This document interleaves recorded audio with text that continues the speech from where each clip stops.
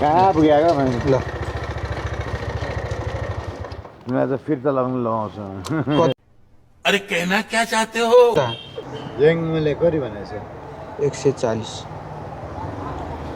एकछिन गाडीमा त आउँछ राम्रो कुरा त अब काकालाई कहाँ पर्छ राम्रो कुरा हो यो होइन गाडी आउँछ काका अलि त साइड लाग्नु भन्न मिल्दैन यत्रो माछिने बाटो चाहिँ जान्न सक्दैन होइन तँलाई धेरै बोल्ने लोकले चेपेको रहेछ हेलमेटको बिचबाट मेरो मुक्का छिर्छ भाइ तिमी चुप लाएर बस माछी अनि नौ अहिले एकपल्ट दिएर मुख सुख फुटाइदिन्छु म कस्तो न्यु खोज्या भने यार हामी यस्तो दुःख गर्ने मान्छे चाहिँ न्यु खोज्छ यार होइन तिमी गर्न खोजेको के भने क्या मैले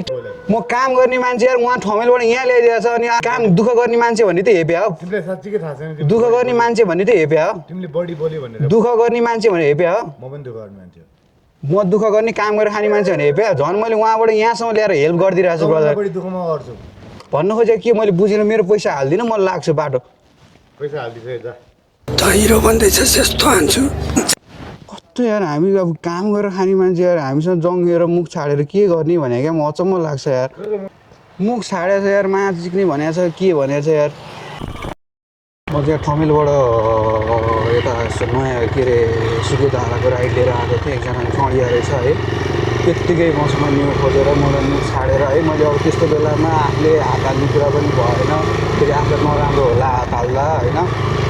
अब उसको घर ल्याएर छोडिदिएँ अब जाड खाएको मान्छेसँग के मैले डिस्कस गर्नु के गर्नु भनेर गरिनँ तर म त्यो मान्छेको भिडियो चाहिँ म पोस्ट गरिदिन्छु है किनभने मलाई उसले अलिकति अत्याचारै गरेको छ मुख छाडेर अलिकति अपशब्द बोलेको छ यो रातिको लगभग 11 बजेको टाइमिङमा होइन अब उसलाई मैले उल्टै चाहिँ सर्भिस दिएको छु उसले सर्भिस दिने मान्छेलाई नै तत्तरमा गरी मुजी गर्ने के गर्ने मुख कहाँ हान्छु भन्ने है लामो जस्तो यसले के भन्न खोजे अब म अचम्म लागिरहेको छ यो तपाईँहरूले के गर्दा ठिक होला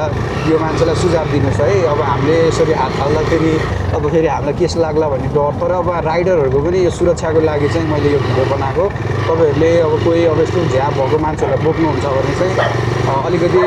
विचार गरेर बोक्नु होला तपाईँहरूलाई पनि गाह्रो पर्नसक्छ किनभने रातिको टाइममा अब झगडा गर्ने कुरा नि भएन हामी अब एउटा घर फ्यामिली भएको मान्छे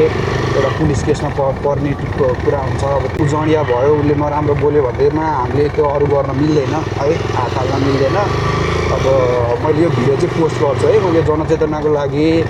कतिलाई थाहा नहोला राइडको बेलामा बेलुका चाहिँ अलिकति रिस्क हुन्छ यस्तो यस्तो मान्छेहरूले गरेर